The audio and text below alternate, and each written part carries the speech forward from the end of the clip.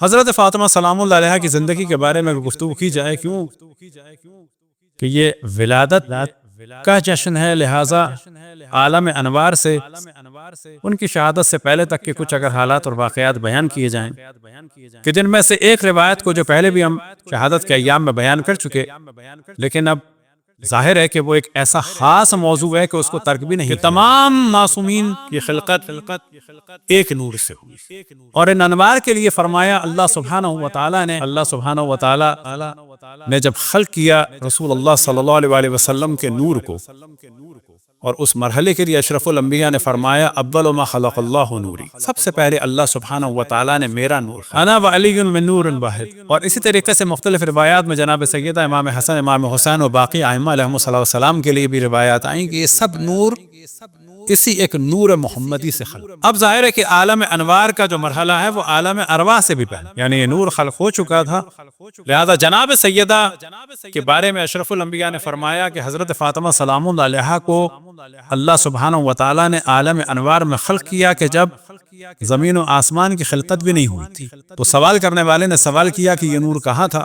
یہ روایت ہم پہلے بھی پڑھ چکے ہیں، لیکن تیزی سے اس کو پڑھ کے آگے گزرتے ہیں۔ تو آپ نے فرمایا فی حقۃ تحت ساق العرش، عرش حقہ کہتے ہیں جواہرات کے ایک صندوقچی کو یا باکس کو، کہ اس میں تھا یہ نور، اور یہ حقہ تھا عرش کے پائے۔ اب عرش یاد رکھیں کہ سنیوں کی طرح ہمارے یہاں کوئی فزیکل چیز نہیں ہے، معاذ اللہ معاذ اللہ۔ یاد رکھیں کہ شیعہ سنی میں جو ایک اہم ترین ڈیبیٹ ہے کہ جس کو ہمیں ہمیشہ ڈسکس کرنا چاہیے، وہ یہ ہے کہ خداوند تبارک و تعالیٰ کو دیکھا نہیں جا سکتا، جبکہ اہل سنت میں بڑا زور لگاتے ہیں کہ جنت میں ضرور دیکھا جائے گا۔ نا، جنت میں بھی دیکھا تو خدا محدود ہو جائے گا، اور نظر آنے والی چیز مادی چیز ہوتی ہے، اور نظر آنے والی چیز محدود ہوتی ہے۔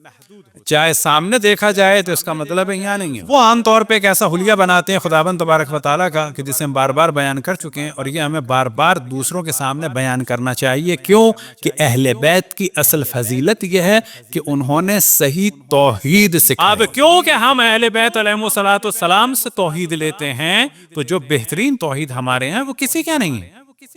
ہم البتہ ان سے تقاضا بھی نہیں کرتے، کیونکہ ان کے ہو نہیں سکتی، کیونکہ اہل بیت ان کیا نہیں ہے تو توحید بھی نہیں ہو سکتی۔ جو دعائیں ہمارے یہاں ہیں وہ ان کیا نہیں ہیں، ہم ان سے نہیں ڈیمانڈ کرتے کہ تم بھی کوئی دعا دکھاؤ، نہ وہ دکھا سکتے، وہ دعائیں سے پہلے بیت ہی دے سکتے، وہ نہیں دے سکتے۔ اور یہی وجہ ہے کہ صحیفہ سجادیہ کو چھاپا تھا پاکستان میں کچھ لوگوں نے اپنے پہلے سیاسی خلیفہ جناب ابوبکر کے نام سے، ان سے کوئی دعا نہیں، ہمیں کوئی شکوہ بھی نہیں ہے۔ جس طرح سے ہر آدمی شعر نہیں کہہ سکتا، عام افراد کی بات ہو رہی ہے کہ ہم ہر آدمی سے تقاضا کر سکتے ہیں کہ تم مرزا غالب ہو جاؤ، نہیں کر سکتے کہ ہر آدمی سے ہم تقاضا کر سکتے ہیں کہ بہترین شاعر ہو جاؤ، نہیں۔ خیر اہل بیت علیہم السلام کا مقایسہ کسی شاعر سے نہیں ہو رہا، بالکل اسی طریقے سے ہم ہر آدمی سے تقاضا نہیں کر سکتے کہ تم کوئی اللہ سبحانہ و تعالیٰ سے راز و نیاز کرو اور اس کو دعا کی صورت میں پیش کرو۔ کیوں کہ راز و نیاز تو وہ کرے گا اللہ سبحانہ و تعالیٰ سے جو اللہ سبحانہ و تعالیٰ کو جانتا ہوں، پہچانتا ہوں۔ لیکن جن لوگوں کی عمریں گزر چکی ہوں شرک میں اور بت پرستی میں، اور بعد میں جب ایمان لائے ہوں تو وہ بھی ایسا ایمان ہو کہ آخر زمانے میں بھی رسول اللہ صلی اللہ علیہ وآلہ وسلم کو کہہ دیا، حجر اور ہذیان و بکواس کی نسبت دے دی کہ یہ بہکی ہوئی باتیں کر رہے ہیں، تو ان کا ایمان تو واضح ہے۔ اب ان سے ہم توقع رکھیں کہ وہ صحیفہ سجادیہ کی دعا کی ایک لائن بھی دے سکتے ہیں۔ عرش کے معنی قطعاً یہ نہیں ہے کوئی فزیکلی جگہ، اور یہ ہم بار بار بیان کرتے ہیں کہ جنت جہنم ہے، جنت و جہنم ہو یا وہ عالم ہو، اس کے الفاظ ہم بیان کر سکتے ہیں، اس کو ہم محسوس نہیں کر سکتے اس دنیا میں۔ جس طرح سے پیٹ میں جو بچہ ہے وہ اس دنیا کی چیزوں کو نہیں سمجھ سکتا، بالکل ایسے ہی اس دنیا میں جب تک ہم قید ہیں تو بالکل ایسا ہی ہے جیسے کہ شکم مادر میں ہم برزخ کو درک نہیں کر سکتے، ہم صراط کو نہیں سمجھ سکتے، ہم محشر کو نہیں سمجھ سکتے، ہم نام اعمال کو نہیں سمجھ سکتے، اسی طریقے سے جنت و جہنم کو نہیں سمجھ سکتے، حور کیا ہے نہیں سمجھ سکتے، نہریں کیا ہے نہیں سمجھ سکتے، تو عرش الہی کو تو بالکل نہیں سمجھ سکتے۔ عرش الہی کے جو معنی ہوتے ہیں عام طور پر روایت میں نے خداوند تبارک و تعالیٰ کی قدرت و سلطان، یعنی جناب سیدہ سلام اللہ علیہ کا نور جو ہے وہ کہاں تھا؟ قدرت خداوند تبارک و تعالیٰ۔ اور اس زمانے میں سوال کرنے والے نے سوال کیا کہ غزا کیا تھی، تو فرمایا التقدیس و التحمید و التکبیر و التحلیل، اور خلاصتاً اسے کہا جا سکتا ہے یعنی تسبیحات اربع سبحان اللہ والحمد للہ ولا الہ الا اللہ واللہ اکبر۔ اب اس نور کو لینے کے لیے اشرف الانبیاء کو کیا حکم ہوا؟ روایات میں ہے کہ وہی نازل ہوئی ختیجہ سے جدا ہو جاؤ 40 دن کے لیے، اور یہ ایسی جدائی تھی کہ اس میں حضرت ختیجہ سلام اللہ علیہا کے پاس بھی رسول اللہ صلی اللہ علیہ وسلم نہیں گئے، صرف پیغام بھجوایا کہ مجھے اللہ سبحانہ و تعالیٰ کا حکم ہے کہ تم سے 40 دن کے لیے جدا ہو جاؤں، اور پھر اس کے بعد ظاہر ہے کہ خاص عبادات میں مصروف ہو گئے۔ کون سے اشرف الانبیاء؟ کہ جو خود اس وقت خاتم الانبیاء ہے، کوئی عام انسان نہیں، کوئی عام نبی نہیں، کوئی عام رسول نہیں، اور اولو العزم میں سے غیر رسول اللہ نہیں، بلکہ خود اشرف الانبیاء حضرت محمد مصطفیٰ صلی اللہ علیہ وآلہ وسلم، اور نبوت سے اعلان نبوت سے پہلے نہیں، گو کہ اعلان نبوت سے پہلے بھی ہوتے تو ہمارے نزدیک اعلان نبوت سے قبل اور اعلان نبوت کے بعد کوئی میں فرق نہیں آیا، فقط اعلان کا فرق تھا۔ تو اعلان نبوت سے قبل بھی نہیں بلکہ اعلان نبوت کے بعد، جس کا ہر پر عبادت میں گزرتا ہو، لیکن اب جناب سیدہ سلام اللہ علیہا کو کہ نور کو پانے کے لیے خاص مراحل طے کرنے ہیں، کس کو؟ عام انسان کو نہیں، یاد رکھیں۔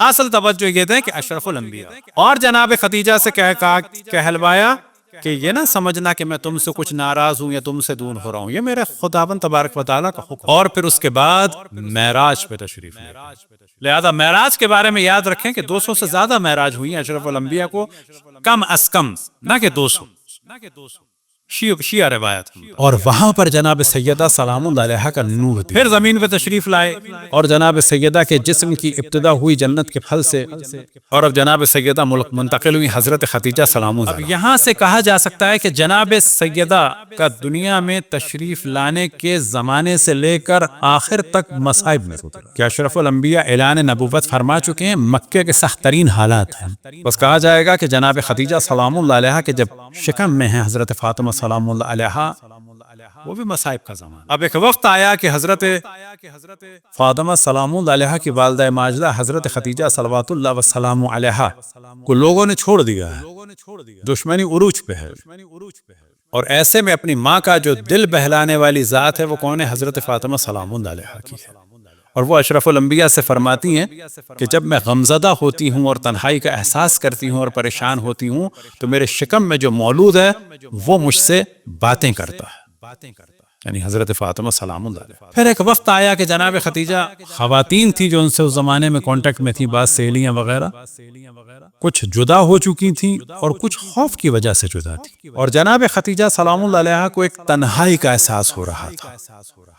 اب ایسا نہیں کہ بنی ہاشم کی خواتین نہیں تھیں، اور جب ولادت کا وقت آیا تو ایک روایت امام جعفر صادق علیہ السلام سے نقل ہوئی کہ جسے ہم تفصیل اختصار کے ساتھ بیان کریں کہ جناب حضرت ختیجہ سلام اللہ علیہا غمزدہ سی تھیں اور تنہائی کا احساس کر رہی تھیں، کیونکہ ان کی سہیلیاں، ان کی جان پہچان والی اکثر دور ہو چکی تھیں، اشرف الانبیاء کے اعلان رسالت کی وجہ سے اور کچھ خوف کی وجہ سے۔ امام فرماتے ہیں ایسے میں 4 خواتین داخل ہوئیں جو بلند قامت تھی، اور جناب ختیجہ سلام اللہ علیہا ان کو دیکھ کے متوجہ ہوئیں کہ یہ بہت بلند قامت ہو۔ اور اب یہاں پر 2 طرح کی روایات ہیں ناموں کے اعتبار سے 4 خواتین، لیکن جو امام نے روایت نقل فرمائی ہے، امام جعفر صادق علیہ السلام سے روایت نقل ہوئی، فرماتے ہیں کہ ایک نے اپنا تعارف کرایا کہ میں تمہاری بہن ہوں سارہ، یعنی حضرت ابراہیم علیہ السلام کی، ایک نے تعارف کرایا آگے بڑھ کے کہ میں تمہاری بہن ہوں،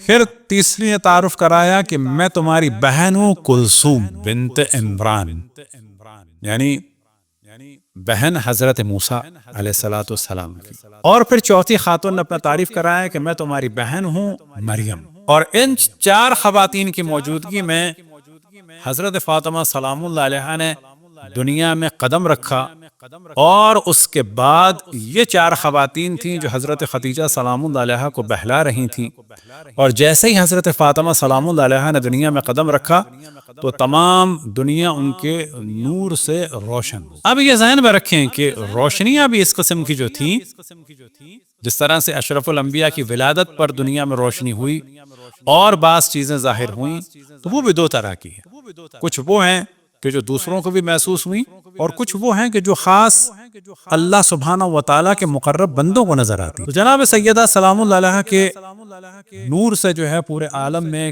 روشنی ہوئی، جبکہ ان کی خلقت سے زمین و آسمان کی خلقت سے پہلے بھی روشنی ہو چکی تھی، اور ان کا نام جو زہرا ہے وہ اسی وجہ سے ہے کہ کائنات میں روشنی ہو گئی تھی اور ملائکہ سجدے میں گر گئے تھے. اور اب دنیا روشن ہوئی جب انہوں نے دنیا میں فزیکلی قدم رکھا، خداوند تبارک و تعالیٰ کو سجدہ کیا، اللہ سبحانہ و تعالیٰ کا ذکر کیا، اور پھر 10 حوریں جنت سے خاص نازل ہوئیں کوثر کا پانی لے کر اور جنت کی خوشبوئیں لے کر، اور امام فرماتے ہیں کہ 2 سفید کپڑے لے کر کہ اس پانی کے ذریعے سے حضرت فاطمہ سلام اللہ علیہا کو نہلایا گیا، اور جب وہ پیدا ہوئی تھیں بالکل پاک و پاکیزہ ہوئی تھیں، لیکن اللہ سبحانہ و تعالیٰ نے پھر بھی کوثر کا پانی بھیجا اور اسی طرح سے جنت کی خوشبوئیں بھیجی، اور ایک کپڑے سے حضرت فاطمہ سلام اللہ علیہا کو لپیٹا گیا اور دوسرے کپڑے کو مقنے کے طور پر جناب سیدہ سلام اللہ علیہا کے سر پہ باندھا گیا. صلوات پڑھیں پر محمد و آل محمد. اب جناب سیدہ کی ولادت کہ جس کے بعد تمام دشمنان رسول اللہ کے جو انہیں ابتر کہتے تھے کیونکہ ان کے بیٹے دنیا سے جا چکے تھے، ان سب کی زبان بند. لیکن اس کے بعد بھی ایک مرحلہ تھا، لیکن کفار کوئی جواب نہیں لا سکے. مرحلہ کیا تھا؟ وہ کہہ سکتے تھے یہ تو بیٹی ہے، لیکن اشرف الانبیاء کی نسل چلی بیٹی کے ذریعے سے. اور یہاں سے بات واضح ہو جاتی ہے کہ کفار ہوں یا دشمنان اہل بیت ہوں، وہ یہ اعتراض نہیں کر سکے. آپ معاذ اللہ ابھی بھی ابتر ہے، یعنی ان کو ماننا پڑا کہ اشرف الانبیاء کی نسل چلی ہے تو وہ حضرت فاطمہ سلام اللہ علیہا ہی سے چلی. اب یہاں پہ کہا جا سکتا ہے کہ جی اور بھی بیٹیاں تھیں، روایتوں میں ہے. اب یہ ڈسکشن ہے کہ وہ اپنی بیٹیاں تھیں یا ربائب تھیں، یعنی جن کو اشرف الانبیاء نے پالا تھا. فرض یہ کر لیتے ہیں، فرض کی بات کہ وہ اشرف الانبیاء کی اپنی بیٹیاں تھیں. یہ ہم پہلے بھی توجہ دلا چکے کہ بعض دفعہ جب فرض کیا جاتا ہے، مثال کے طور پر بعض دفعہ لوگ سمجھتے ہیں کہ 4 بیٹیوں سے حضرت فاطمہ سلام اللہ علیہا کے فضائل کم ہو جائیں گے. نہیں، کم نہیں ہوں گے، زیادہ ہو جائیں گے. 4 نہیں 40 کر لو، 40 نہیں 400 کر لو، 400 نہیں 4000 کر لو، 40,000 کر لو. جتنا زیادہ کرو گے جناب سیدہ کو اتنے فضائل بڑھیں گے. اب جب ہم مباہلہ کی بات کرتے ہیں کہ صرف ایک بیٹی تھی تو لوگ کہتے ہیں جی وہ باقی بیٹیاں تو دنیا سے چلی گئی تھیں. چلیں جی چلی گئی تھیں، لیکن ازواج تو تھی. اس کا مطلب ہے وہ تو قطعاً اہل نہیں تھی. بیٹیوں کے بارے میں کہا جا سکتا ہے تو ہوتی تو شاید آ جاتی، لیکن ہم کہتے ہیں شاید بیٹیاں بھی نہ آتی. وجہ کیا ہے؟ ان کے تو بچے تھے نا، ان کے بچوں کو تو موبائلہ میں بھی نہیں لایا گیا. چلیں یہ ایک الگ موضوع ہو گیا، لیکن ان کے بچے ہونے کے باوجود اشرف الانبیاء بحکم خداوند تبارک و تعالیٰ فرما سکتے تھے کہ میری نسل ان سے چلے گی. اب یہاں پہ فرض یہ کر لیتے ہیں کہ وہ انہی کی بیٹی اور حضرت خدیجہ سلام اللہ علیہا ہی سے تھی، اور ان کے بچے بھی تھے، لیکن ان کے بچوں کی وجہ سے اشرف الانبیاء پر سے ابتر کی توہین نہیں ہٹی. اس کے معنی یہ ہوئے کہ اگر بیٹیاں مان بھی لی جائیں نا تو حضرت فاطمہ سلام اللہ علیہا ایک خاص مخلوق. اگر بیٹیاں مان بھی لی جائیں نا تو امام حسن، امام حسین و حضرت زینب اور حضرت ام کلثوم اور حضرت محسن علیہم الصلاۃ والسلام یہ خاص تھے. اور محمد و آل محمد اللہم صلی اللہ. اور خصوصاً امام حسن امام حسین سے نسل چلی، ان باقیوں سے چل جاتی. ابتر کی تہمت جو ہے وہ لوگ ہٹا دیتے. اب یہاں پہ پتہ چلتا ہے کہ تمام عالمین کے لیے جو رحمت ہیں اشرف الانبیاء رحمت للعالمین، ان کو جب یہ بیٹی عطا فرمائی اللہ سبحانہ و تعالی نے تو ارشاد خداوند تبارک و تعالی ہوا بسم اللہ الرحمن الرحیم انا اعطیناک الکوثر، کہ اے رحمت للعالمین، اے خاتم الانبیاء، ہم نے تمہیں خیر کثیر عطا کیا. کون؟ جو تمام عالمین کے لیے رحمت ہے، اس کو خیر کثیر عطا کیا جا رہا ہے. بس یہاں سے یاد رکھیں تمام عالمین کے لیے جو خیر کا سبب ہے اس کا نام ہے فاطمہ. اور اگر جناب سیدہ کو سمجھنا ہے تو سمجھ لیں کہ انبیاء علیہم الصلاۃ والسلام جن کے لیے کھڑے ہوتے ہیں وہ ہیں محمد مصطفیٰ، اور محمد مصطفیٰ جن کے لیے کھڑے نہیں فقط بلکہ قام الیہا کہ کھڑے ہوتے ہی دوڑ کے آگے بڑھتے ہیں، ان کا نام ہے فاطمہ۔ اب یہاں پہ پھر یہ سوال ہوگا، کیا بالوں کو سونگھنا، گلے سے لگانا، ہاتھوں کو چومنا قام الیہا کہ کھڑے ہو کر آگے بڑھتے تھے، گلے سے لگاتے تھے اور سینے سے لگا کر پاس لاتے تھے، بٹھاتے تھے، ابا بچھاتے تھے، کیا یہ ان بیٹیوں کے ساتھ بھی کرتے تھے؟ اگر کرتے تھے تو روایات، اگر نہیں کرتے تھے تو اس کا مطلب ہے کہ اللہ سبحانہ و تعالیٰ کا خاص حکم تھا کہ یہ کرو ان کے ساتھ۔ اچھا کیوں کرو؟ کیوں کہ یہ منفرد ہیں۔ مان لیتے ہیں کہ جی اپنی بیٹیاں تھیں، ہاں انبیاء کے بھی بچے ہوتے تھے، لیکن انبیاء کے بچوں میں سے کچھ بچے خاص ہوتے تھے، جیسے حضرت یعقوب کے حضرت یوسف۔ اب جتنے بھی بھائی ہو حضرت یوسف کے، حضرت یوسف سے مقابلہ نہیں ہے۔ صلوات پڑھیں بر محمد و آل محمد۔ اب جناب سیدہ سلام اللہ علیہا کا بچپن کا دور شروع، تو ہم نے توجہ دلائی، عرض کیا کہ حضرت فاطمہ سلام اللہ علیہا نے جب دنیا میں قدم رکھا ہے، دنیا میں قدم رکھنا کون سا؟ جب منتقل ہوئی حضرت خدیجہ سلام اللہ علیہا کے رحم مقدس میں، تو یہ بھی مصائب کا زمانہ تھا۔ اب جناب سیدہ کا جو زمانہ ہے بچپن کا، جو اہم ترین زمانہ ہے، وہ گزرا ہے شیب ابی طالب میں، اور یہاں پہ کہا جا سکتا ہے دودھ چھوٹا، یعنی واقعی مصائب کا موضوع بھی ہے۔ جناب سیدہ سلام اللہ علیہا کا جو دودھ چھوٹا ہے وہ شیب ابی طالب میں چھوٹا ہے۔ جناب سیدہ سلام اللہ علیہا نے جو چلنا شروع کیا ہے وہ شیب ابی طالب میں چلنا شروع کیا۔ جناب سیدہ سلام اللہ علیہا کا جو بچپن گزرا ہے وہ بھوک کے عالم میں گزرا ہے، شیب ابی طالب میں۔ بعض دفعہ کھانا نہیں ہوتا تھا، بعض دفعہ بچے جو ہیں وہ کھجور کی جڑیں کھاتے تھے، اور ایک خوف کا عالم ہوتا تھا۔ جناب سیدہ سلام اللہ علیہا کا جو بچپن گزرا ہے وہ خوف کے عالم میں گزرا ہے۔ کون سا خوف؟ رسول اللہ صلی اللہ علیہ وآلہ وسلم کے قتل کا خطرہ تھا۔ جناب سیدہ سلام اللہ علیہا انتہائی خوف کے عالم میں ان کا بچپنا گزرا، اور جب شیب ابی طالب سے رہائی ہوئی تو اس کے بعد پھر ایک مصیبت کا سلسلہ جو بچپن میں شروع ہوا، وہ کون سا سلسلہ؟ شیب ابی طالب کے فوراً بعد وہ تھا حضرت ابو طالب علیہ السلام کا دنیا سے جانا، اور پھر اپنی والدہ کا حضرت خدیجہ سلام اللہ علیہا کا دنیا سے جانا۔ کہ تصور کریں کہ جناب خدیجہ سلام اللہ علیہا کے سارے غم ختم ہو گئے تھے حضرت فاطمہ سلام اللہ علیہا کے بعد، لیکن ایک چیز اور بیان ہوتی ہے کہ آخر وقت میں جناب خدیجہ سلام اللہ علیہا کو بڑا حزن و ملال تھا، کیونکہ ان کو یقین ہو چکا تھا میں دنیا سے جانے والی ہوں۔ اب جانتے ہیں کس موضوع پہ؟ اس موضوع پہ کہ جب فاطمہ کی شادی ہوگی تو اس کے ساتھ کون جائے گا، کیونکہ عرب میں جیسے آج انڈیا پاکستان میں رشتہ داروں میں سے کوئی خاتون جاتی ہے، عربوں میں عام طور پہ مائیں ساتھ جاتی ہیں یا خالہ وغیرہ کوئی، لیکن ہمارے یہاں مائیں نہیں جاتی، اس زمانے میں مائیں جاتی۔ تو حضرت خدیجہ سلام اللہ علیہا کی جو ایک پریشانی تھی کہ میں دنیا سے جا رہی ہوں، اس کے ساتھ میں نہیں جا پاؤں گی، یعنی ان کی حسرت تھی کہ میں فاطمہ کے ساتھ جاتی۔ تو تصور کریں کہ اشرف الانبیاء کو یہ نعمت ملی ہے، لیکن وہ دیکھ رہے ہیں کہ یہ میری بچی مستقل مصائب میں۔ حضرت خدیجہ سلام اللہ علیہا کو یہ نعمت ملی ہے، وہ دیکھ رہی ہیں میری بچی مستقل مصائب میں، کھانے کے بھی، پینے کے مسائل بھی، امنیت کے مسائل بھی، اور حتیٰ آرام سے شہر میں نہ نکلنے کے مسائل۔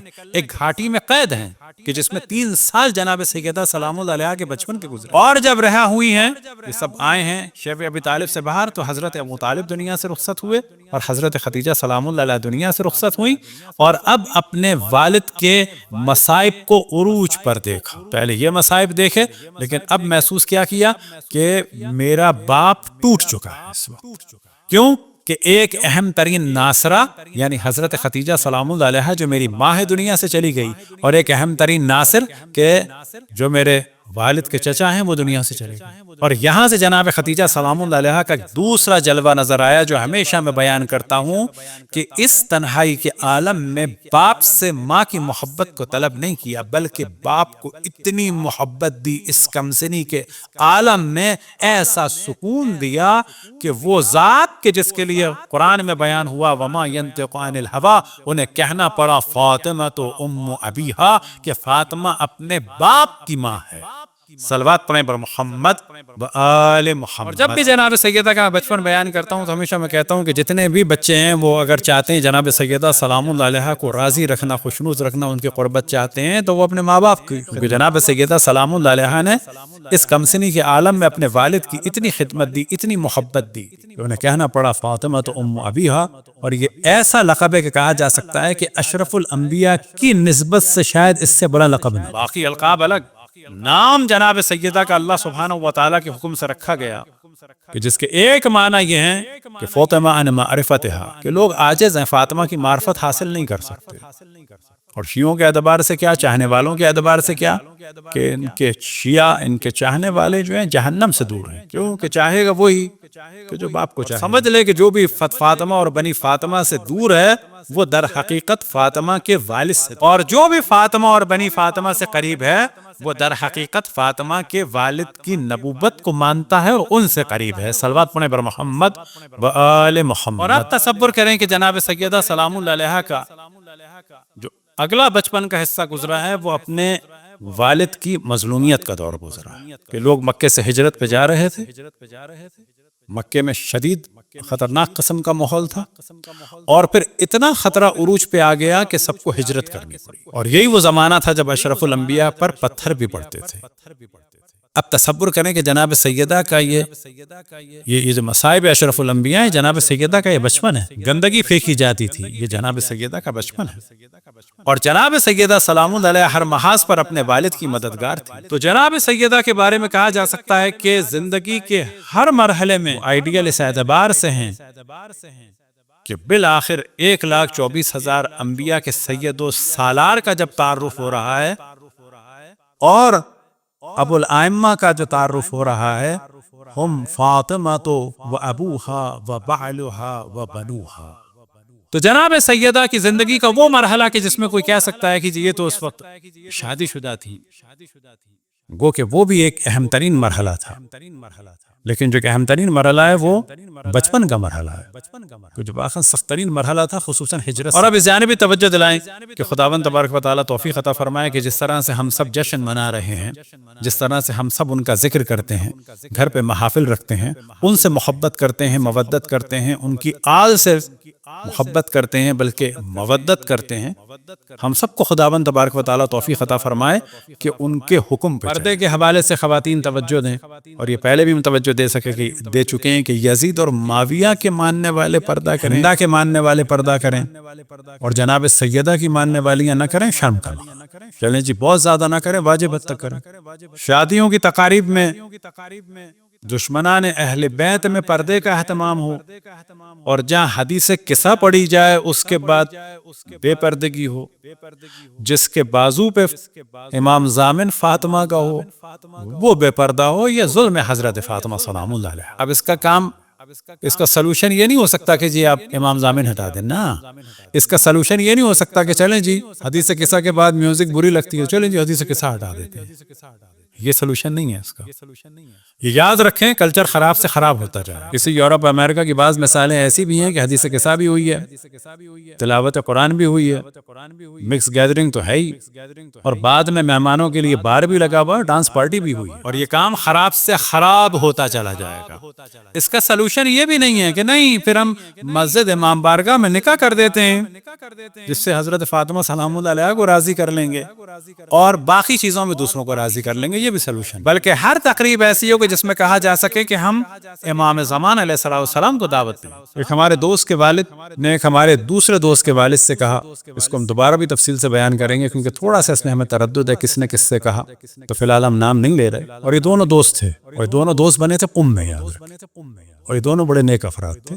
دونوں سے ہم ملیں گے ہمارے دوستوں کے. ایک نے کہا کہ میں نے اپنی شادی میں، بیٹے کی شادی میں یا بیٹی کی شادی میں بہت لوگوں کو بلایا تھا، یعنی مثلا جیسے باتیں ہوتی ہیں اتنوں کو، تو ساری برادری کو اور سب کو بلایا تھا. ان میں سے ایک نے کہا کہ سب کو بلایا تھا، پورا ذہن پہ دو کہ سارے اپنے اقربا کو، اقربا یعنی قریب لوگ، سارے رشتہ داروں کو بلایا تھا، سارے محبت کرنے والوں کو بلایا تھا، ذہن پہ زور دو. انہوں نے کہا ہاں سب کو بلایا تھا. کافی دیر انہوں نے کہا کہ یاد رکھو، پھر ذہن پہ زور دو، بلایا تھا. کہا کہ ہاں سب کو بلایا تھا. کافی دفعہ پوچھنے کے بعد کہا قسم کھا کے بتاؤ امام زمان کو بلایا تھا؟ کس میں بلایا تھا؟ واقعا سوال کیا جائے، حدیث قصہ میں یا بے پردگی میں بلائیں، یا میوزک کنسرٹ میں بلائیں، یا بے پردہ سیدانیوں میں بلائیں، یہ ڈانس پارٹی میں بلائیں، بالآخر کس میں بلائیں؟ تو یہ چیز ذہن میں رکھیں کہ فضائل بیان کرنا، ذکر کرنا خداوند تبارک و تعالیٰ کا شکر ہے، یہ سب ہمارے لیے واقعا خوشی کی بات ہے، لیکن اس سے آگے بھی بڑھنا ہوگا. اور سلوشن یہ نہیں ہے جو ہم نے بتایا. کہ مسجد میں کر دیا باقی آزاد ہو گئے. اچھا جی امام زامن میں حضرت فاطمہ سلام اللہ علیہ ہٹا دیتے ہیں نا, ہٹانا نہیں ہے, لگانا ہے, حدیث کے ساتھ پڑھنی ہے, اور پھر اہل بیت کے مطابق پوری کوشش کرنی ہے. ہمارے ساتھ بعض دفعہ پاکستان میں ہوں, آپ یقین جانیں, ہم نے کہا مکس گیدرنگ تو نہیں ہے کہ نہیں ہے, لوگ بھی بڑے ایکسائٹیڈ. اچھا ہم کیونکہ جاتے بھی خود تھے تو اور شیر ہو جاتے تھے, انہیں پتا تھا یہ بیچارہ چلا بھی خود جائے گا, آ بھی خود جائے گا. تو ایک آدھ دفعہ تو یہ ہوا کہ نکاح کے بعد ہمیں کھانے کی ٹیبل پہ بٹھایا گیا, کھاتے ہوئے ہم کو احساس ہوئے تو پیچھے خواتین کھڑی ہیں کوئی. ایسے کر کے دیکھا پتا ساری قناعت ہٹا دی تھی. میں نے کہا آپ سے تو بات ہوئی تھی یہ نہیں ہوگا, چلو بالکل بیہیویئر بدل گیا, ان کو پتا بھی نکاح تو ہو گیا ہے, زیادہ کیا کریں گے. پھر میں اٹھا کہ نہیں کھانا کھائیے مولانا صاحب. میں نے کہا آپ نے کہاں چھوڑی ہے جگہ, آپ کو تعجب ہوگا ہم اٹھ کے آ گئے, کسی نے نہیں روکا. یعنی ہمیں بیوقوف بنایا گیا صرف نکاح کی حد تک. ہم اٹھ کے آ گئے, اب ان کو پتا تھا کہ چلا بھی گھر جائے گا, ہم اٹھ کے آ گئے, خود ہی اپنی گاڑی سے واپس بھی آ گئے. تو یہ ذہن میں رکھیں کہ دعا کرنی چاہیے کہ ہماری محافل ایسی ہوں کہ جس میں حضرت فاطمہ سلام اللہ علیہ سے توسل کیا جائے کہ آپ تشریف لائیے. یعنی کیا فقط مجلس میں ہمیں توقع ہے کہ وہ آئیں, کیا ہماری باقی محافل میں ان کا حق نہیں ہے؟ اور ائمہ علیہم السلام کو بلایا جائے, اور خصوصاً امام زمان علیہ السلام سے توسل کیا جائے کہ ہم کوشش کر رہے ہیں کہ آپ کے نقش قدم پہ چلیں اور آپ ایک نظر کرم فرمائیں تاکہ اور زیادہ کوشش کر سکیں. صلوات پڑھیں بر محمد و آل محمد. جناب سیدہ سلام اللہ علیہ جب محراب عبادت میں کھڑی ہوتی تھی, اور اسی پہ گفتگو ختم کریں گے, جب یہ فضائل بیان ہو ائمہ علیہم السلام کے, تو کبھی یہ نہ سوچیں کہ ہاں وہ بلند تھی, ان جیسے ہم عبادت نہیں کرتے. لیکن یہ ذہن میں رکھیں کہ انبیاء اور ائمہ علیہم السلام کو سردی بھی لگتی تھی, گرمی بھی لگتی تھی, ٹھنڈے پانی سے بھی سردی میں مشکل ہوتی تھی, بھوک بھی لگتی تھی, پیاس بھی لگتی تھی. وہ انسان تھے, عام انسان نہیں تھے, یاد رکھیے. نہ بالکل یہ کہیں کہ وہ عام انسان تھے جیسے بابی کہتے ہیں, نہ بالکل یہ کہیں کہ وہ انسان ہی نہیں تھے. بس انسان نہیں تھے تو کیا تھے, اشرف المخلوق انسان ہے. ہاں انسان تھے, ایسے انسان کہ جو اللہ سبحانہ و تعالی سے سب سے قریب اور انسانوں میں سب سے بلند انسان تھے.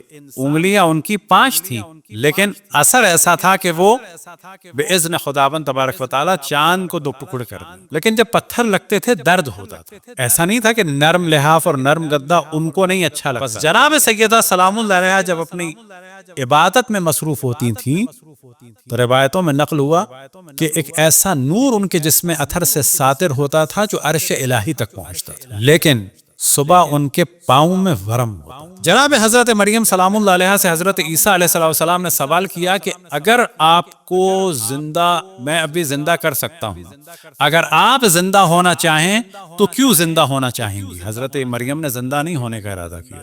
کیوں؟ کہ وہ اس دنیا میں زیادہ قرب خداوند تبارک و تعالی میں اور زیادہ نعمتوں کو دیکھ رہی تھی بنسبت دنیا کے. لیکن حضرت عیسیٰ نے سوال کیا اگر زندہ ہونا چاہتی تو کیوں؟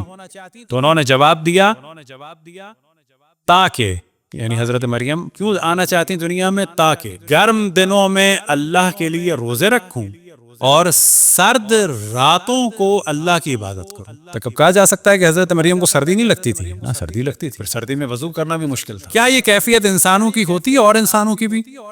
تو کہا جائے گا اصل چیز ہے اللہ سبحانہ و تعالیٰ کا عشق. ان لوگوں کو اللہ کی اتنی معرفت ہے کہ اس کے لیے کام آسان ہو جاتا ہے. ہمیں جس کی معرفت ہے ہمارے لیے بھی آسان ہو جاتا ہے, یاد رکھیں.